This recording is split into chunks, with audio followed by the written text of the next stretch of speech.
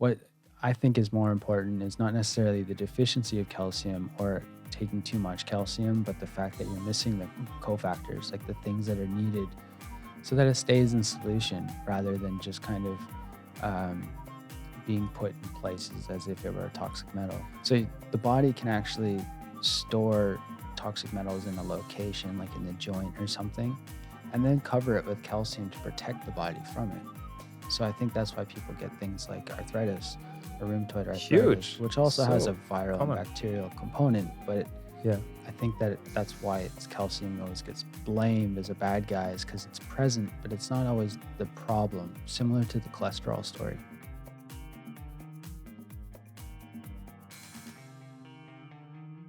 So I'm really excited to have you, John, back here on the show, talking about so many other things that we didn't have time last time. So thanks for coming. Thanks for having me, Sebastian. It's wonderful to be here. Yeah, nice to see you. So what are we talking about? Well, today we are going to be talking about hair tissue mineral analysis. Cool. That sounds really scientific. It is scientific. It has a lab and everything. You get a nice report. Yeah. Well, why do people do? I mean, of course, we will have some overlap of what we talked about in the last podcast. Yeah. But overall, like, why would people do hair testing, or why would they do the testing at all? People will do hair testing primarily as a way to identify what their tissue status is for minerals. That's one reason why people would do it. Other people that are more in the know of what hair testing actually indicates would know that if they do a hair test, they can learn a lot about their adrenal status and their thyroid status. And it also gives you more information about, say, how you tolerate carbohydrates. Mhm. So it's kind of like a one test, but you get multiple information from it. Wow, that is so okay. So it's not only, see, I thought, knowing this whole drug testing and all of those things, you just see what's in the body, but there's much more information that people and that the labs can actually find out when just figuring out what's actually what minerals or what is in your hair. Yeah. Yeah, right. So because we look at between 20 to 32 different minerals, each mineral actually has more than one function in the body. So it's not like to move, your lungs or your muscles, you only need magnesium. You also need sodium. You also need potassium and calcium even. So when you get a picture of all of these in their ratio with each other, we get a better understanding of certain processes such as how our heart's functioning, how our adrenal glands, etc. Oh, okay. Oh, that makes sense. So when and obviously not everyone has issues who would use that type of test, but Yeah. but also just people to know where the status quo is to optimize their health. Hey. Absolutely. So rather than going down the path of, the journey, I guess you could say, of being unhealthy or unwell, and say you're saying that you feel well, you feel vibrant, you feel healthy, but maybe you don't sleep too well, maybe you want to stay like this for longer periods, you want to live a long time, you don't want to make it to the average lifespan, you want to make it to the lifespan you want to live to and Yeah. enjoy your life too, right? I know for myself, I'd rather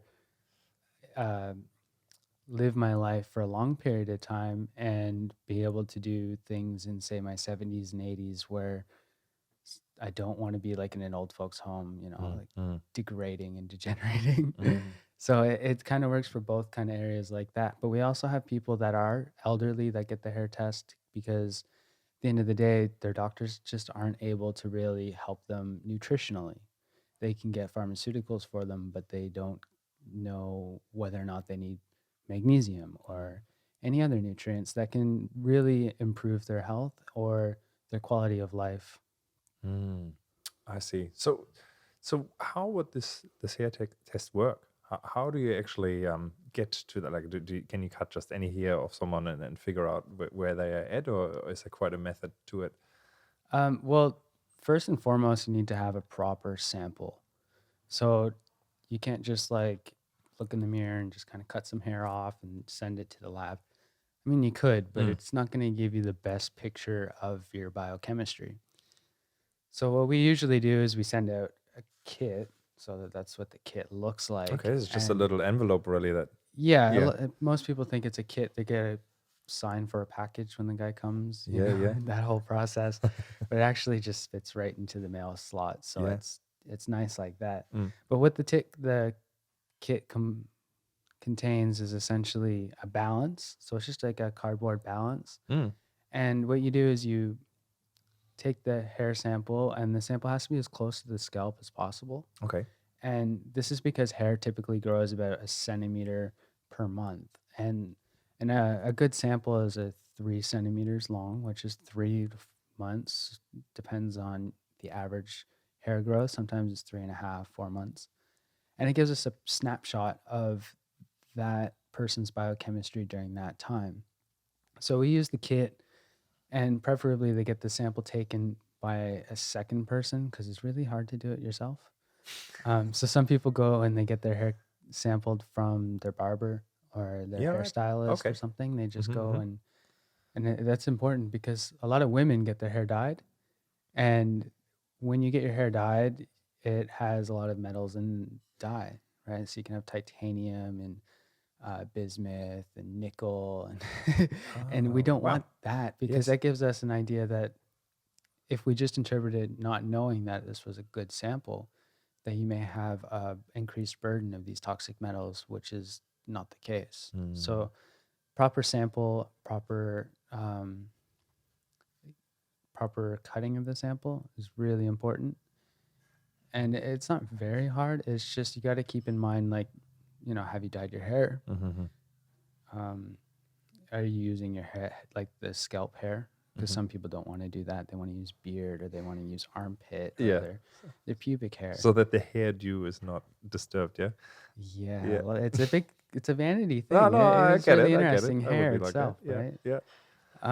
So we do like to use head hair, Huh. and one of the reasons between why we use head hair is because, firstly, it's very close to your brain, Mm-hmm. and a lot of like toxic metals such as lead, cadmium, mercury have an affinity for your nervous system. So they like your nerves, and that's your brain is part of your nervous system, right? How can they like so they're minerals? So Yeah, I remember you talking about if you have a deficiency of like zinc or whatever, that it would yeah. actually the body would use the next best. What do you mean by them liking it? Like that's not really what you mean, or do you? Oh, well, they have affinity for the nervous system. So they're lipophilic, it's called. So they like, philic means like lover, right? Okay. So you can have like water lovers or fat lovers. And lipo is fat. So they like fat. So they have an affinity, you could say, for tissue that's of fat. So Yeah. that's Right. why you can have like fish like mercury, Yeah. high in omega 3s, but fish is also a common source for mercury because those omega 3s, it delivers it directly through the fat. And when human absorbs it, it kind of goes down that same path Yeah. where if we were deficient in, say, selenium or zinc, Mm. then we'll use those metals for like a Mm. compensation. Mm-hmm. And it does affect like primarily our nervous system. Wow. Yeah, it would. Yeah. So, okay. So that it just happens that that mineral is stored in fat, or it's just going to that. They're lipophilic, so Yeah. that they have a tendency to go towards the fat. Right. So in one way, it's kind of helpful as biological kind of adaptation, where it's better to have toxic metals in our fats themselves Yeah. rather than in our muscles or in our cells, Yeah. right? Like our tissues. Okay. And that's why you also want to eat healthy animals. And when you eat like grass fed meat, for example, um, the fat from the grass fed cow is much better than if you were to have, say, a steak from a cow that ate soybeans, Mm. because the toxins typically go towards the fat. So that's why you'd consume it. Yeah. Right. Oh, that makes sense. All right. So that. Okay, so if I tie this together, then you're saying basically, it goes, toxins go into the fat, and the brain is a really good representation because it has a lot of fat as part of it, and the hair just grows on top of it, and that really works. So, well, it pulls certain. It gives us a better picture of your nervous system. And because of our brain is, like I said, so close to our head hair, Yeah. it's a good area to check for these metals, right? And hair grows quite quickly Yeah. compared to, say, pubic hair Mm. and even beard hair. It Mm. grows quicker than your head hair. Hmm. So it kind of gives you more in the now shot. Yeah. And also like kind of like an esoteric aspect, but when you think thoughts and when you have emotions and things like that, your brain basically, you have brain waves, right? Mm. And activity happens in the brain, and it's reflected through the minerals on the hair test itself. Yeah. So not only do we have like physical indicators for minerals on a hair test, we can also tell some emotional aspects. Mm. And one of those is like we see people with calcium shells, we call them. We call it a shell because Yeah. they like put up a shell like a calcium what are they like at the beach, the shells on the beach made up of calcium. Yeah. Yeah. Yeah. Yeah, and they put up this shell of calcium, and it kind of protects them from their internal and external world. And by doing that, it's like it kind of numbs them in their experiences. Yeah. So it's just one area where we kind of get an indication of some emotional health that's also going on with the hair test itself. Yeah, because you can see that personality type that is like that. Yeah. But then in reality, it also shows up with exactly that indicator of calcium, which is that protector that people put around them. Yeah. The same is true with like other elements like magnesium. And like the Great Wall of China is made up of magnesium oxide. So you can make a wall or a blockade also with other elements, and one of them would be magnesium. The opposite's also true. So you can have elements that are very volatile or explosive, and it's not so much my mentality, kind of how I am. I'm more calm down, relaxed. Yeah, right. But So some heated people. Yeah, they're very hot, very fiery, explosive, right? Like Miguel, I don't know if you watch TV often. Miguel, he's like, oh yes, he gets all excited. He's very explosive. That's higher sodium potassium levels You in can see relation to that. calcium to magnesium. Wow.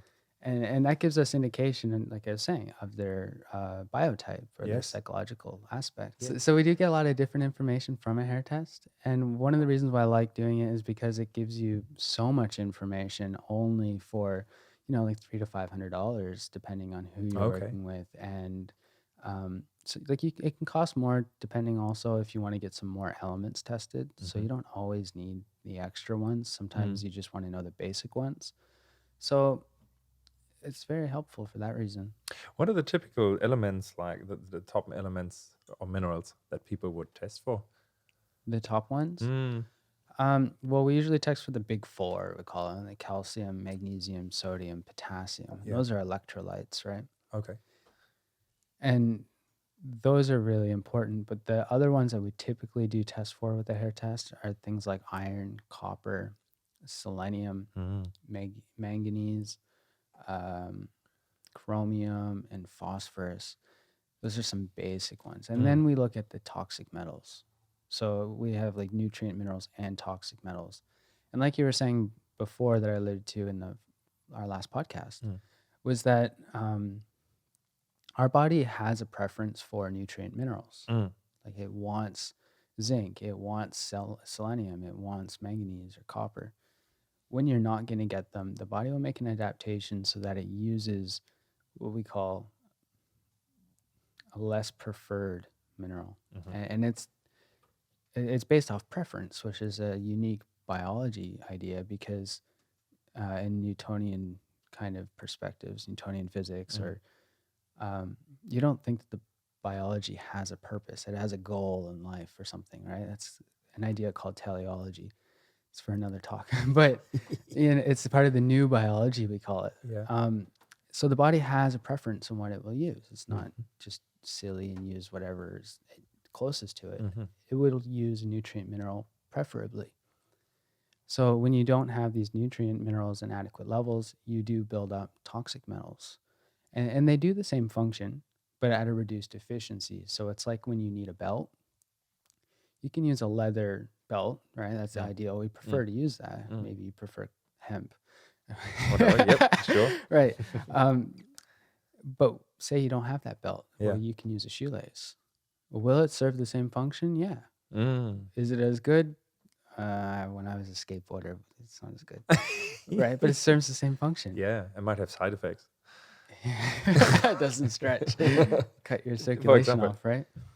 so you're saying that mercury, for example, Yeah. actually can uh, produce some functions and help with some things in the body, but it has side effects or has. I do, yeah. Wow. And it is a unique aspect Yeah. and a unique perception to see it like that because people are very polarized. They say, this is good for me, this is bad for me, and never the two shall meet. Where this perspective brings in together that you can have nutrients that are toxic and when they're out of balance, such as a calcium shell, calcification, for example, or high toxic metals, which are toxic. But in this perspective, it kind of blurs the lines where some of the toxic metals now become nutrients and they make adaptations, like the body adapts to use them. So it blurs the lines, and some people don't like that perspective, but to me, it makes a lot of sense. That's where I come from. Yeah, and if you think about times when we weren't as mobile, like society before it was super mobile and go places and get food from all over the world and all the rest of it, you're quite locally bound, or you're very locally bound, which means whatever presents itself as the minerals and the plants and so on, that's what you get. Yeah. So it makes a lot of sense that the body just wants to run, and it prefers the high value, really efficient mineral. But if something is there that can do the job for now, it will use that. It might be not perfect, but at least it's there. Yeah. It also runs into another idea that's called triage theory. I don't think I mentioned this in the last call, but what triage theory is basically that the body should be getting nutrients in adequate amounts, but because through evolution or whatever you want to say, people had shortcomings of nutrients coming in. And rather than the body just going, okay, no zinc, I'm done. Yeah. Right. What happened? Like you just stopped living, right? It goes, oh, how can we adapt? So that's how that compensation comes in that I alluded to before. But triage theory talks about making short-term survival very important, right? Like you need to live moment to moment. But at the expense of this becomes long-term health.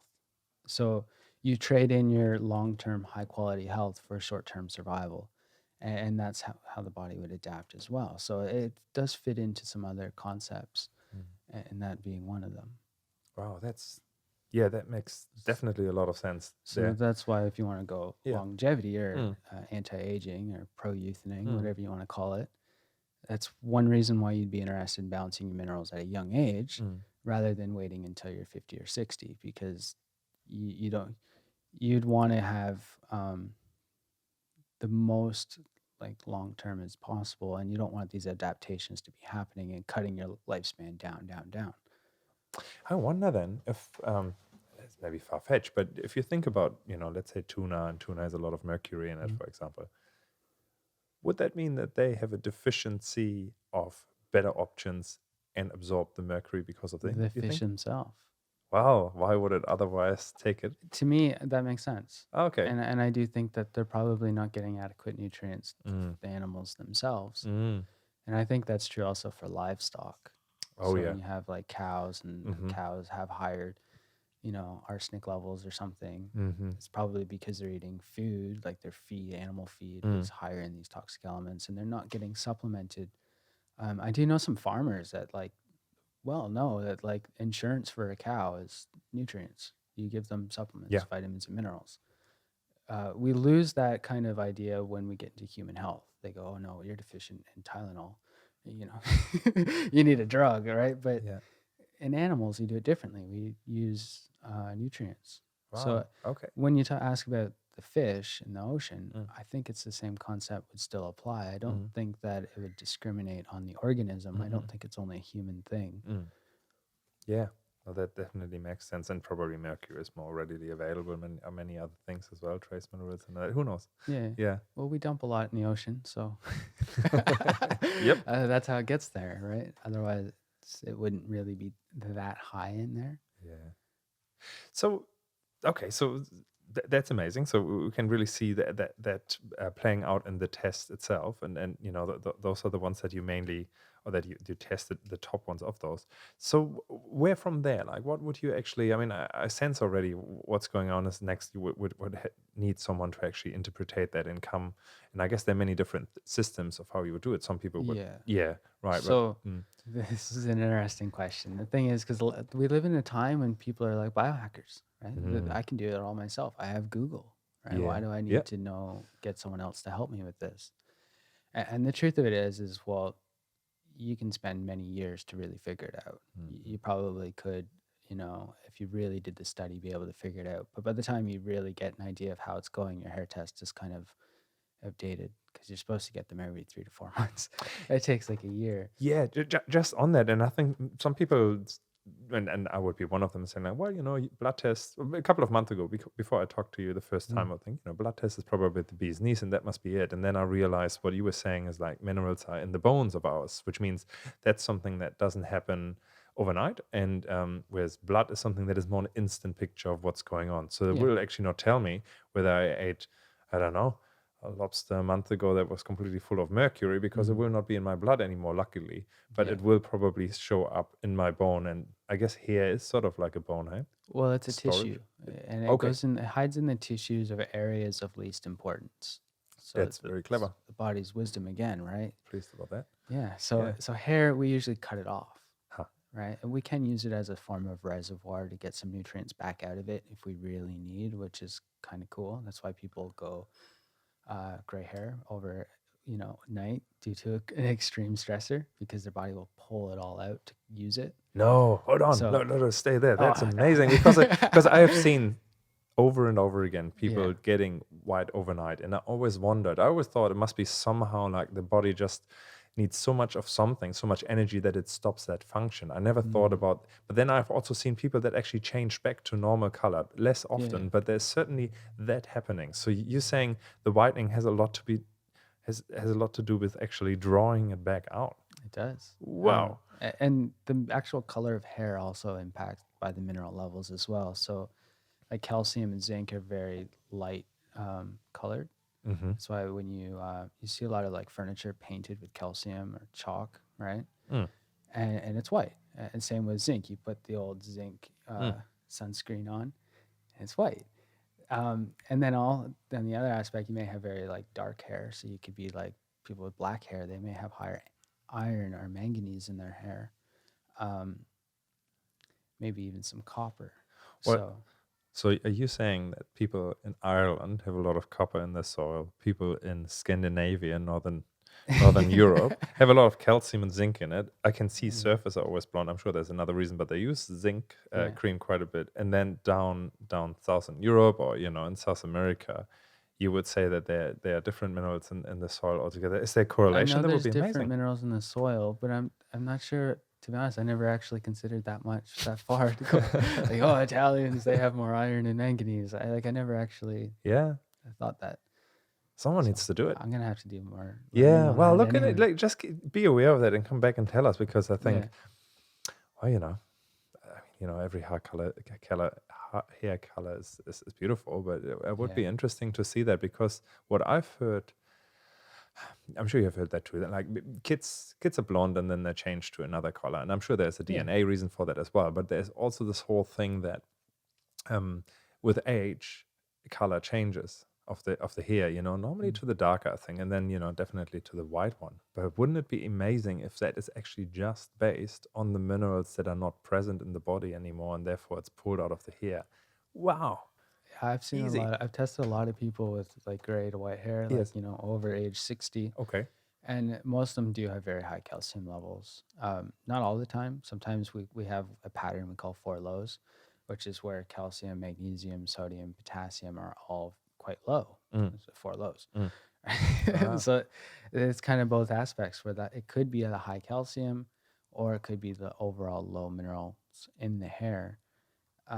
One of the things though with gray hair is that they're often in burnout. And as we age, we get more burnt out because we live our life, and by the time we get to our elder years, usually we're exhausted, right? And we don't really do much, and In the modern world, people are mostly eating like bread, tea, and biscuits, right? At least in England and stuff. Yeah, And yeah, no, my sounds familiar. grandparents do that. They're like, Yeah. well, what do I need? I just eat bread, biscuits and tea. That's what we do. But they lack that minerals. So that's another aspect where I think is really important is getting mineralized. Just talking about you're saying that people who turn white. You can see I'm a little bit interested in that because my beard is turning white, and I'm really vain, of course, as one is, or some people are. So Yeah. I just wanted to figure this out. Also, from the point of view, what you said before is that the body uses different minerals to compensate for something else. Yeah. So is it the excessive use of calcium in the diet that causes that, or is it actually that something else is missing in these people's diet, most likely, and therefore they Okay. use calcium because that's what's there? Jeez. This is an interesting Just your question. opinion. I No, mean, this is an interesting mm, question. I'm a little different than even a lot of my colleagues where I mm, recommend people still take calcium supplementation. yeah, I do think that it's a necessary nutrient, and the reason being is because I see a lot of people with weak bones, hmm, and not to say that your bones are only calcium, mm, but that calcium is being pulled out of the bone, and then it circulates, and what I think is more important is not necessarily the deficiency of calcium or taking too much calcium, but the fact that you're missing the cofactors, like the things that are needed so that it stays in solution rather than just kind of um, being put in places as if it were a toxic metal. so the tools to actually utilize these minerals. Yeah, and I Yeah. think another aspect is also that because calcium is kind of like you use it to make a shell, right? Hmm. So the body can actually store toxic metals in a location, like in the joint or something, and then cover it with calcium to protect the body from it. So I think that's why people get things like arthritis or rheumatoid arthritis, Huge. which also has a So viral and common. bacterial component. But Yeah. I think that that's why it's calcium always gets blamed as a bad guy is because it's present, but it's not always the problem. Similar to the cholesterol story. Wow. Okay. Just talk for a minute. This is a little bit off topic, but Yeah, yeah. cholesterol. Yes, I grew up with that story of don't do Don't eat many it. eggs and too much butter because Yeah. it's really dangerous when you get older. High cholesterol levels are typically correlated with, well, firstly, they're an indicator of inflammation.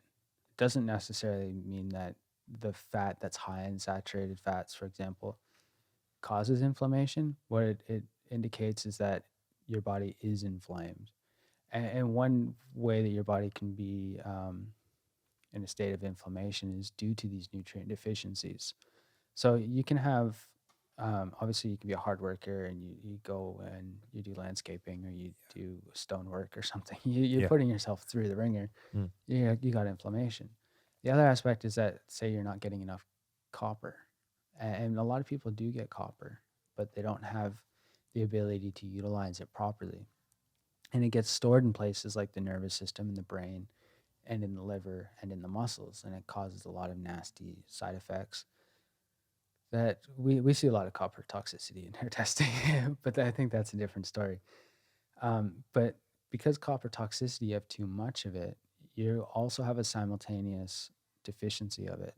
So when you have high cholesterol levels, typically you have a deficiency of copper, at least circulating copper or copper that's bound to a protein in the blood, like ceruloplasmin. Yeah. The other one is manganese. So you can have high cholesterol levels because of low manganese levels.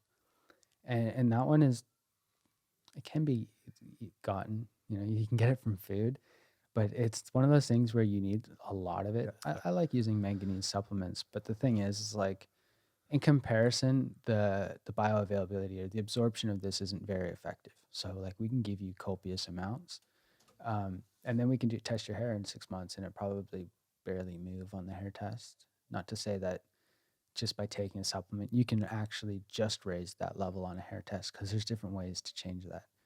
But it's just something that it doesn't really raise very quickly. Um, so manganese and copper are really important for high cholesterol levels. Another one is magnesium. So we see like cholesterol being very elevated in people that are quite low in magnesium. And as we grow, I was gonna say grow up, but as you're like, Well, in a sense. as you get older and older, Yeah. you typically see people that don't eat a large amount of vegetables.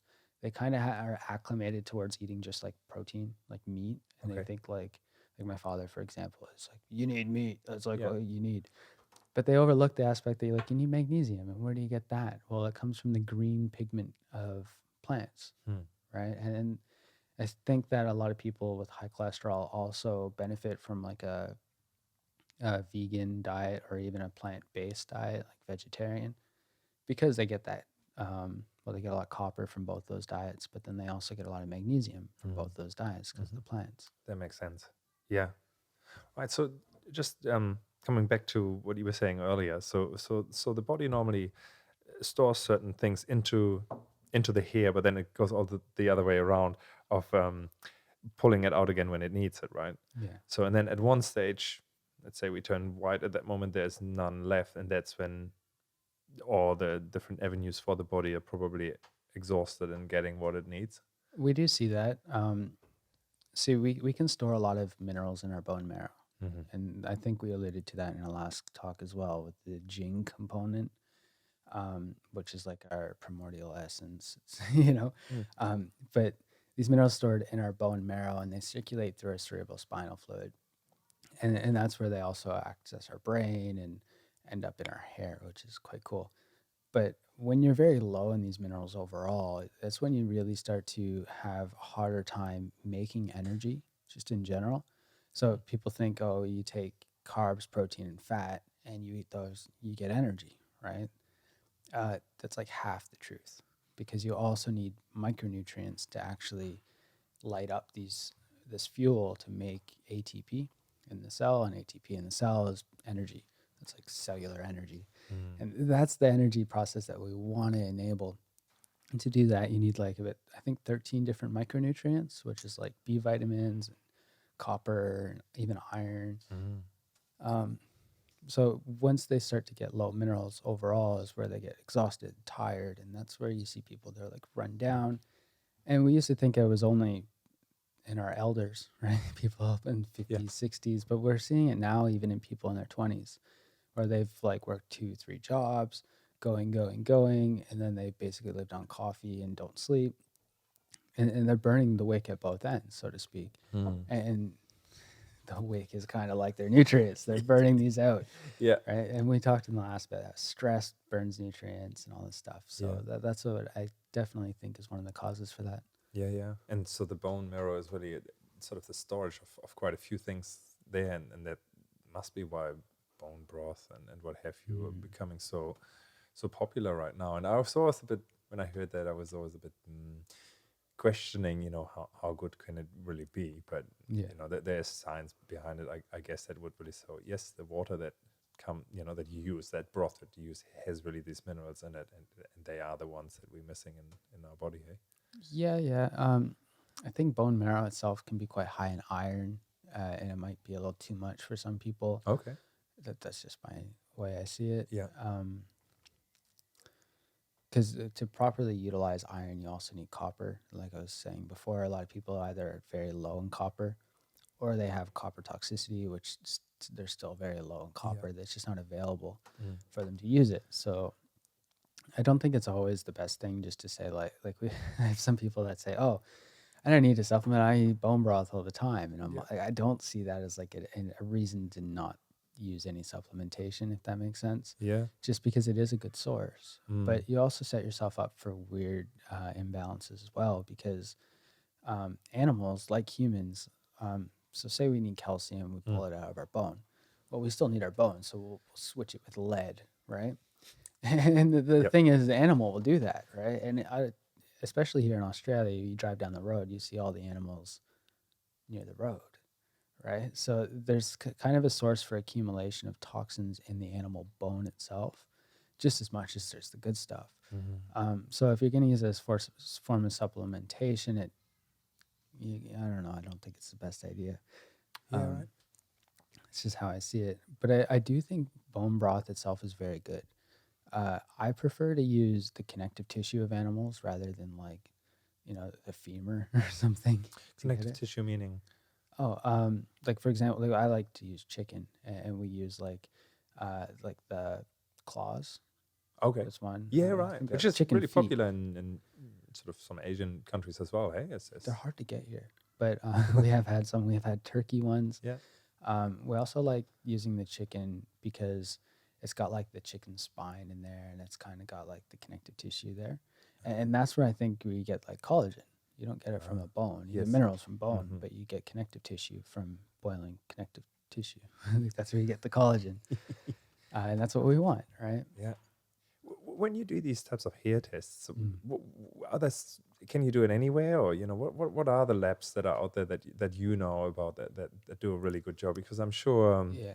it's a spectrum of quality, price, and all the rest of it. Yeah, no, that's a really good question because some people come to me with various hair tests that they've already had done and they want an interpretation of it. Mm. And I look at the hair test and go, oh, it's doctor's data. Like, they go, Mhm. oh, is that not a good hair test? And I'm like, well, it's a hair test. Mhm. There's downsides of certain labs. And doctor's data, even though they've done hair testing for many, many years, they wash the hair sample. And the thing is like sodium and potassium that are in our hair that we use to identify like your metabolic rate or your thyroid indicators or your adrenal gland are based typically off sodium and potassium. So when they wash the sample, they pull out these elements. And some of them, sometimes it's not even like they just wash it once. Sometimes it's like they wash it 3, 4 times, and then they add a chemical and detergent, and they make sure it's super clean. And it kind of ruins the sample, in my opinion, of what the person's status is, and lowers these things. So um, I prefer to use the labs, analytical research labs. That's my personal favorite. I use that all the time. Mhm. That's what it looks like. That the blue colors. Okay. Yeah. Yeah. I have trace elements as well, which is really a good lab. They also create that they actually sell minerals themselves as well. Hey. They do in Okay. Australia. You can find them. You can find they're going to the interclinical branding here in Australia, but they're a company based. I think it's in Texas in America. Um, so I use both those labs for Mhm. various reasons. I do prefer to use analytical research labs primarily because they test for lower levels of heavy metals. Yeah. It's just a preference. I like to see Mhm. someone's actual state before I just kind of not worry about them. Yeah. Because sometimes you Yeah. see people very low mineral levels, and that doesn't always mean that you're low. That can mean that you can have a high amount in the body and you're not eliminating it, Mhm. right? So like lead, cadmium, and those heavy metals. That's why I want to see their levels at a true state, and that's why I like to use ARL first. Sometimes I do use a different one. I just, Yeah. I use trace elements. Sometimes, like I see, like because they test for uranium, which is a different metal, which Mm. analytical research labs doesn't test for. So in the future, I'd like to see a lab that tests for 44 minerals and all of the ones in the cerebrospinal fluid, including uranium at lower levels. But it's wishful thinking at the time. There's no lab that does it. So I do like the ARL and TEI, they're called. They do have different, I guess, they have different agreements in different countries. So in Australia, the lab's called interclinical, Mm. and in England, it's called mineral check. No, but same test. It's the same thing. It's Yeah. just people think they're different. So I just want to make sure that they know it's all the Yeah. same labs. Yeah. So and where do you go from there? I heard you saying like yes, people could Google, and after a couple of years they might have the idea of what's really going on with the sample that they took years ago. Yeah. But cutting that short, they would go to someone like yourself and Yeah. interpret that data. So what are the steps from there? Like when you see that data, what type of conversation do you have with these people, and what recommendation do you give them? The first thing I like to do is I have to look at their hair test, right? And I do an intake form as well. So I ask them some symptoms that they're going through. And one of my favorite ones is asking about calcium because I see a lot of calcium deficiency in my personal practice. The other one I like to look at is copper toxicity symptoms, with like bipolar or chronic infections, and we see those a lot more in women because they've been kind of assaulted with copper IUDs, like a contraceptive, right? Okay, And then they there's also a lot of copper in there. yeah, it's Yeah. made of copper, and then they also I see. they take the pill, they call it the pill, birth control, right? And copper is really correlated with estrogen. So they take a estrogen with this and it increases their copper uptake. So they have a lot of copper problems. So I like to make sure that at least through a questionnaire, we can see if they already have a lot of these indicators for these. And then sometimes when we look at the test, sometimes we see very high copper levels, sometimes we see very low copper levels, but they're both indicative of toxicity at the same time. Because if you're not eliminating it effectively, you're building it up. And if it's too high, it's obviously already causing a burden. So that's why I use some questionnaire, because I see a lot of people with these problems. Other things like with the questionnaire, we kind of get an idea of the person's actual state, right? Like I have this problem, this is my problem. I have high cholesterol or whatever. And then when I look at the hair test, I can use this information to help give more meaning to these results rather than just guessing, right? Like I've had some people be in a 4 lows pattern, which is low for macronutrients, calcium, magnesium, sodium, potassium. And I'm like, well, you must be exhausted. And I go, no, I'm not exhausted at all, right? I'm like, okay. And then they send me a message like a week later or something. They're like, oh, I'm so tired. My doctor says I have chronic fatigue syndrome and I have iron deficiency. I'm like, I told you this before. And it because we don't have diagnostic means with a hair test. We have what are called trends. So we can see people with these mineral levels and ratios trends for their health, but they're not diagnostic in any way. So when I seen her hair test in this person, I knew that she was exhausted, but she wasn't reaching that level yet. Right? So it's actually good to have a couple of tests, or just to do it, as you said, every 4 months or something like that, because then you can actually see like which direction are we taking it. Is the overload increasing or is it actually going down? Yeah, and the other thing is like rather than willy-nilly just guessing whether or not we need copper supplementations, like I mentioned, if you have low cholesterol or high cholesterol, you might need some copper. Rather than guessing whether or not you need it, we kind of come at it as using certain indicators for that. So one of them is low sodium potassium.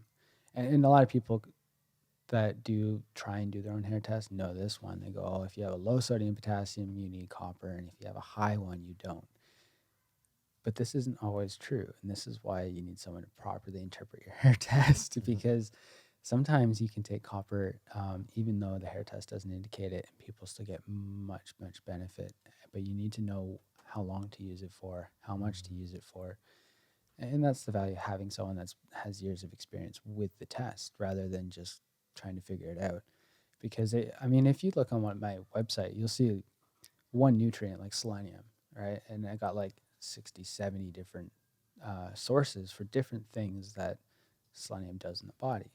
The average person doesn't know these things, right? And even some practitioners that don't know these things, right? So it's not that easy. And if you look at, say, certain nutrients and they go, oh, it's low, I need to take it.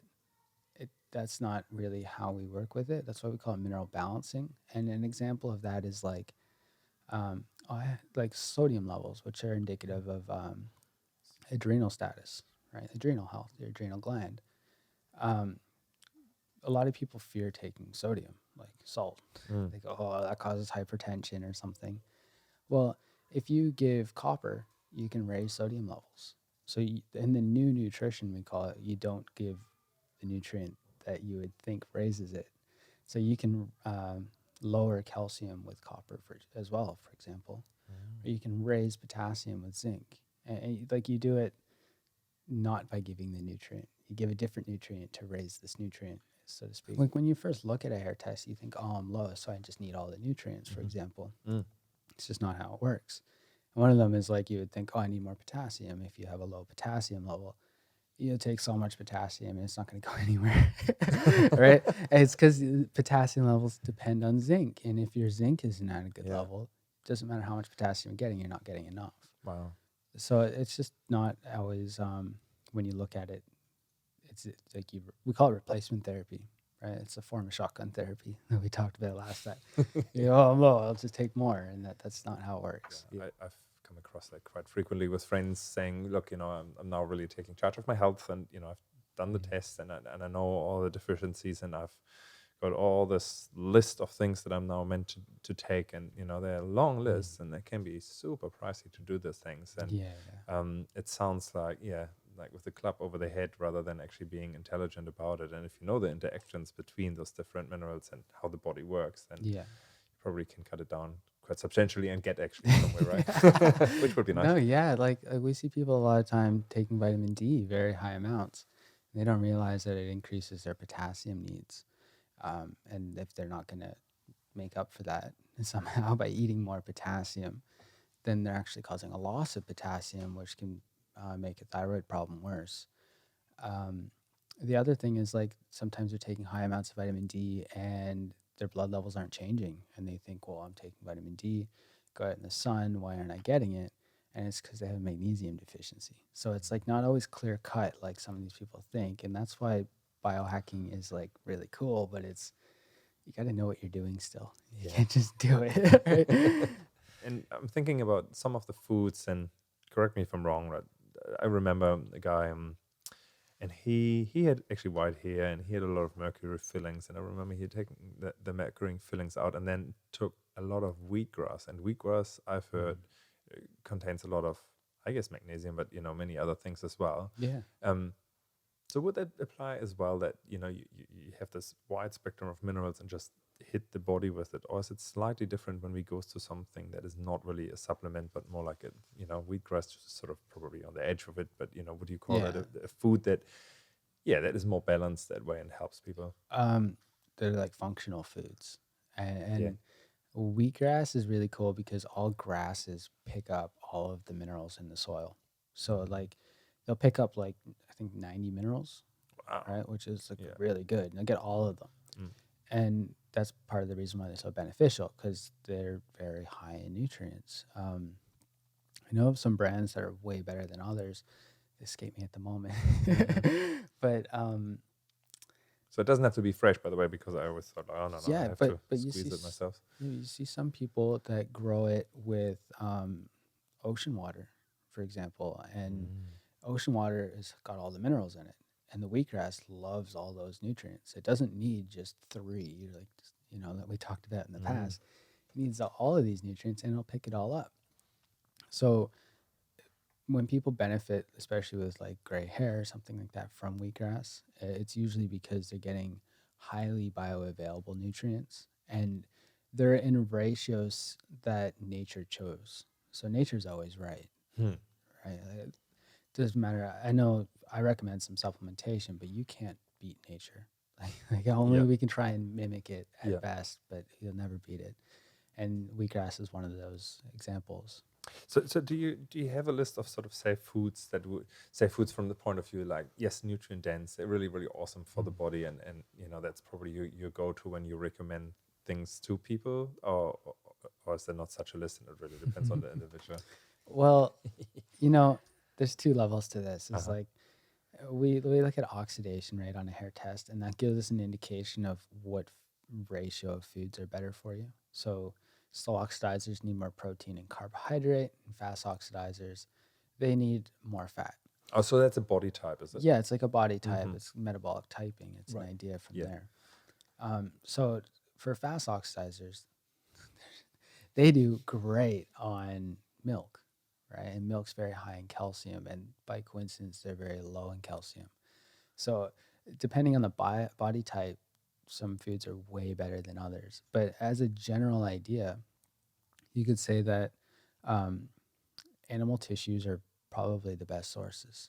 I know a lot of vegetarians and vegans don't like to hear that. Yeah. But it's because the animal themselves needs these nutrients, and it puts them in the tissues. So when we eat these tissues, we get those nutrients. The plants, though, that have really good affinity for it are wheatgrass, like you've said, it's one of them. I like using ocean vegetables. Like I like kelp, dulse, wakame, all of those. We dance around which ones we use, or sometimes we just like throw them all into one little thing and then take a pinch out and put it on our food, right? So we don't have too much of one. So I like those because they come from the ocean, and ocean has all of the elements in it. So I like those. I really like milk. I'm a milk guy. I love milk. Yeah. Um, I do, and I know a lot of people don't like it, but Yeah. I think it's quite a pure food because as a mother, um, you're gonna give food to a child, a newborn growing, Hmm.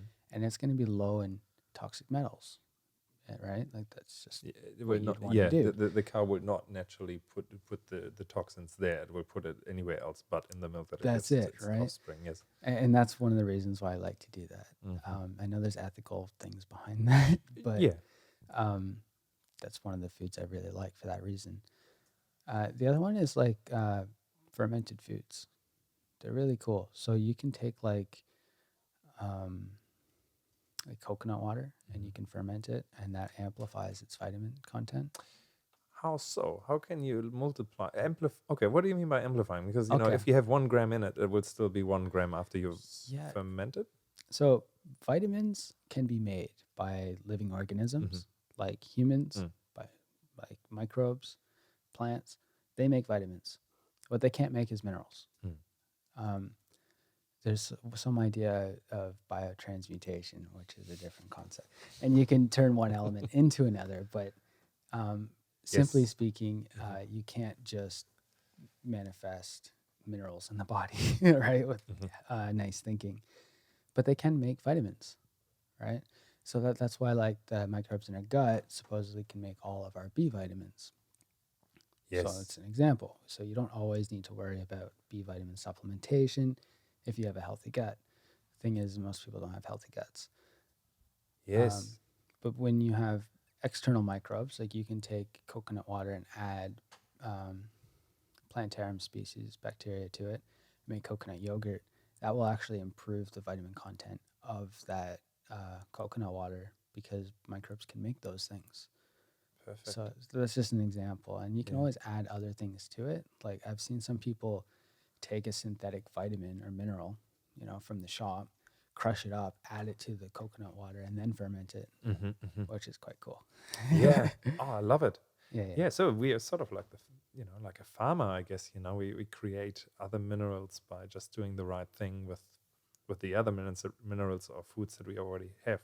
That's that's stopping thinking just literal of what's seen and thinking more intelligently about the flow-on effect of eating this Mhm. or that. And that sounds exactly like that. But just while you mention it, you said transmutation, eh? Yeah. Okay. So I've Louis Curvan. the what? His name's Louis Curvan. Oh, is And that one person that talks about it? I just sometimes I quite like new ideas, and that's an area that I don't know much about, but I have heard the whole thing around. Well, calcium is actually not what you need to grow your bones. Bones. yeah, It is actually magnesium and selenium. silica. Oh, thanks, silica, and Yeah. that's what you need to create calcium or create bones. Like, is that a good Um, example to talk about? no, that's the example that I was saying where like you can probably biotransmute these elements, but it takes a lot of energy to do it. And the thing is, a lot of people just don't have that energy. Most people are quite tired, they're burnt out already, and when they're just taking silica to make bone, it doesn't seem to work as well as you think it would. Yeah. So it's then not true that well, true or there's an indicator that the calcium is not the problem for calcification that causes all sorts of other issues. Mm. It's not about the supplementation of calcium that creates all of those things. So the solution, therefore, is actually not to bypass calcium supplementation by um, um, using magnesium and what was the other one? Silica. Silica. Yeah. But it actually the cause is way beyond that, and it's calcium needs other things to be as a catalyst to actually get somewhere. So the solution is not to bypass calcium to create stronger bones or I whatever. think you still need it at Yeah. the end of the day. And it's not, I used to believe that you just take magnesium, silica, you get some biocil, some horsetail, That's it. Yeah, yeah, you're done, right? No problem with calcium. It just doesn't seem to work. yeah. And we have some people like with postural orthostatic tachycardia, which is every time they change the body shape, their heart goes like this. Wow. Yeah. And they've tried the path of just taking magnesium, and it just isn't working. And that's because uh, they're losing calcium from their bones, and their muscles and their spine are actually pushing against the nerves, and it's causing heart palpitations or tinnitus in the ear or a lot of weird symptoms that people think are something completely unrelated, but they're actually based off the health of uh, the bones. So I've seen, and I've from these people themselves that suffer from these things. They say, "Look, I've tried taking copious amounts of magnesium. They make me worse." Right, and it's one of these ideas that calcium, magnesium are like the on-off switch. But what happens when you just keep pushing one of them? Right, it's like you need that other one, and that's the balance that we see in hair testing. Is like we kind of get an idea of what you really need rather than just the guesswork, right? Because that's what it always comes down to, people guessing. Yeah, oh, that's beautiful, because I think at the moment there's still this whole thinking of we need to look at the deficiencies, but not at the where do we have too much of well, more often, I guess. Yeah. I had a couple of questions for you, sort of like a little bit off topic, but not. And I just came up with one actually that I really would love to talk to you about or ask you about, and that's like in terms of a lifestyle, in the modern lifestyle that we live. What do you think if you sketch out the perfect lifestyle for someone that is still practical? How would that look like? Just a couple of bullet points. Of course, we can't get into too many details. I think that they would be growing some food themselves, but they wouldn't be trying to create all the food that they need. I think at the end of the day, so to speak, you need a community to make enough food for everybody. And we can really focus on doing one or two things, maybe three things at home. So if it were me trying to do the best things ever, I'd be trying to grow like herbs at home that are very easy. So because I'm not one to spend all my time in the garden, and I'd be doing some other foods, small amounts, but I wouldn't be trying to focus on feeding myself or my family with my little garden. Right. So that's one thing I'd come at it with. I do think it's really important to detox. So it like enhancing detoxification and sweating. So that's why I love saunas. Saunas are awesome for that reason. The other thing would be making sure that you're eating not just like a balanced diet, but eating foods that are very high in nutrients. I think that's really important because if you're not getting your nutrients, then it's hard to be healthy.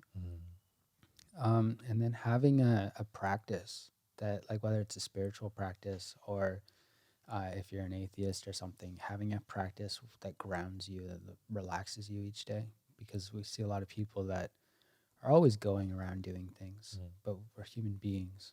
We got to be, right? So I like to say, like, we got to do the do-be-do kind of aspect of life. So you do things and then you be for a bit and then you do things. Because you can't just be. You're like a Byron Bay hippie.